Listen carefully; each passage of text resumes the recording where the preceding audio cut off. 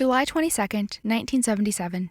Frank Press, science advisor to President Jimmy Carter, sends a memo to NASA Administrator Bob Frosch. In it, he describes how the White House is becoming the focal point for an increasing number of UFO reports. Press asks if NASA can investigate new sightings. It had been a decade since the Condon Committee said no further study was justified, and, perhaps, the agency might find something they missed. After 5 months of work, Frosch sent the White House this conclusion: there is an absence of tangible or physical evidence available for laboratory analysis. We have not been able to devise a sound scientific procedure for phenomena. I would therefore propose that NASA take no steps to establish a research activity in this area. That's the end of the story, right? We cover hard-to-find declassified files. Subscribe to join us.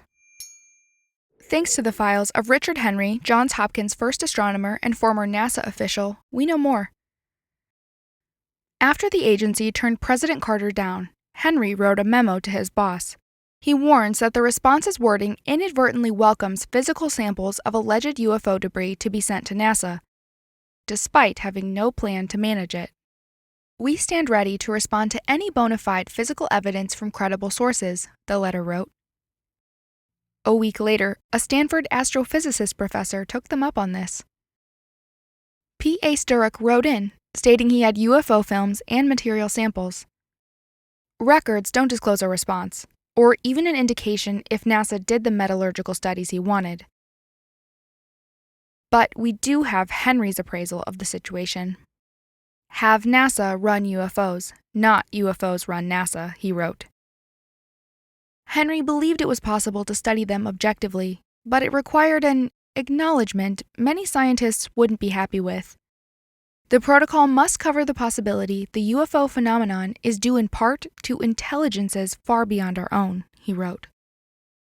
I very much doubt an intellectually inferior species can study an intellectually far superior species if the superior species chooses not to be studied. They could run rings around us.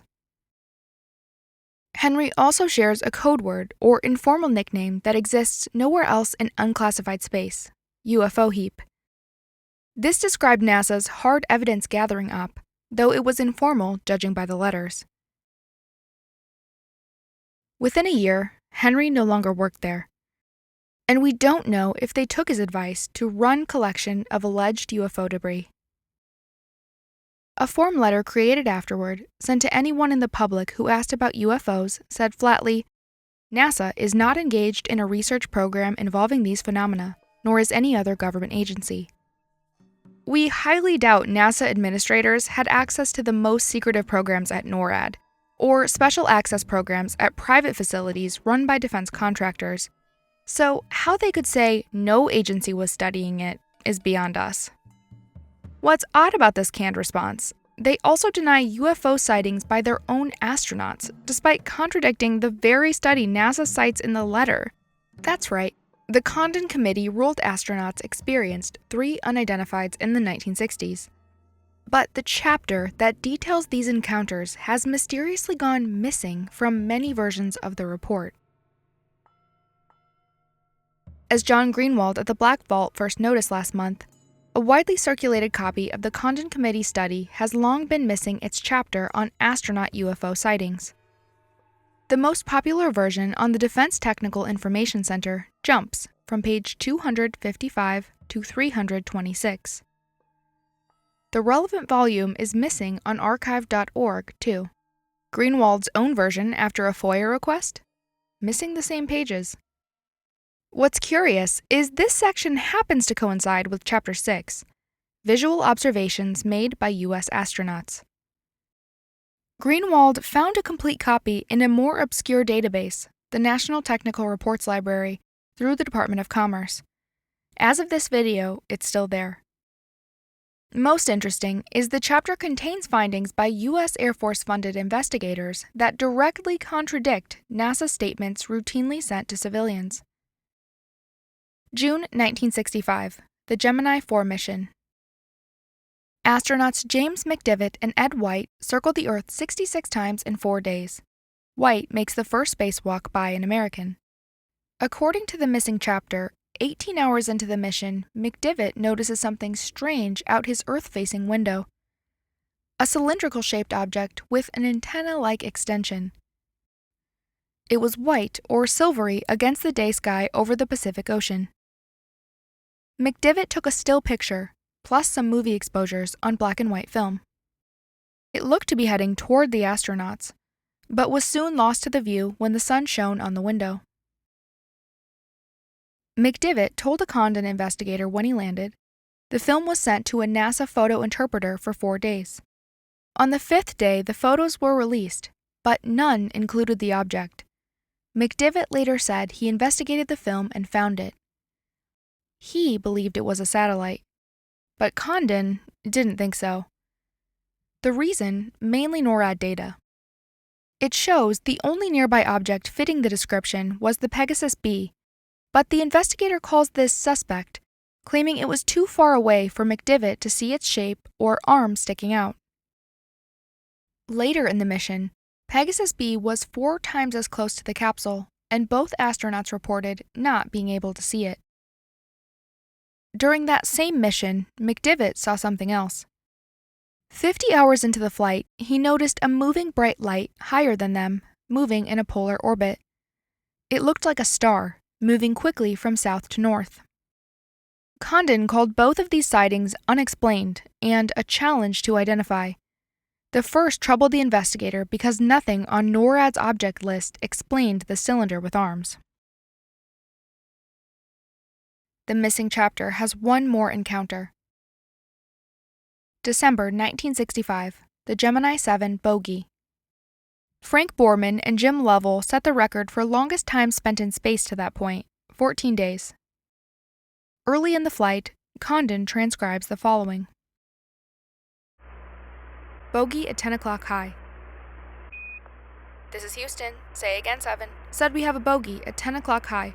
Roger. Gemini 7, is that the booster or is that an actual sighting? We have several. Looks like debris up here. Actual sighting. You have any more information?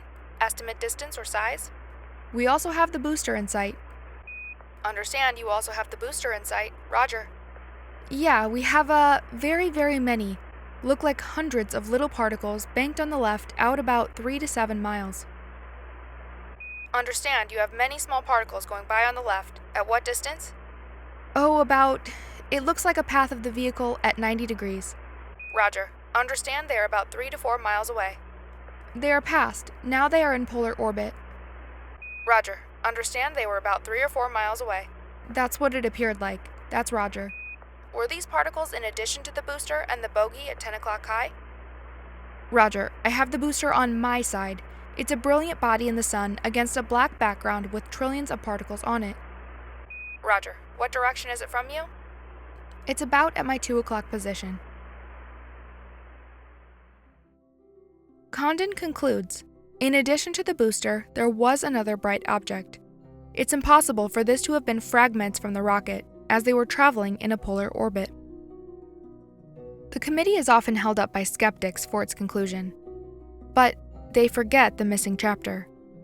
And they probably don't include the rest of the conclusion, where Condon basically says little progress can be made in ufology because scientists don't want to spend their careers on it. Condon adds, if scientists disagree with our conclusions, our report will help them understand how to have a more accurate study. Any scientist with adequate training and credentials who does come up with a clearly defined, specific proposal for study should be supported. Hardly the debunk some think it is. Soon, this will change. More academics will become involved in this field. We'll share updates on our phenomenon database soon, along with our first pilot study with a major university. What do you think? Does the missing astronaut chapter change your mind about this topic? And do you think NASA ended up collecting any debris in the 1970s? Let us know in the comments. Special thanks to our patrons, including Nasir A. If you like what we do, consider joining them on Patreon and help us produce 1 new episode a week. And most of our traffic comes from external shares, So if you have any family or friends interested, we'd appreciate it if you ask them to subscribe. Thanks again. See you next time.